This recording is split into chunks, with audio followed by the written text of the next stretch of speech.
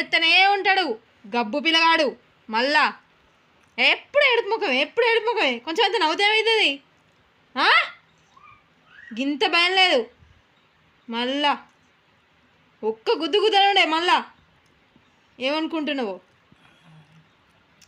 ఎప్పుడు ఏడిపోయినా ఎప్పుడు అంగడేనా? చెప్పురా. ఎప్పుడు చూసినా ఇదోటి అదోటి అంగడి వేసుకుంటే సుండి పని చేసుకుంటూ ఉంటాడు. మళ్ళా గుద్దుదే మళ్ళా ఇంకా మళ్ళా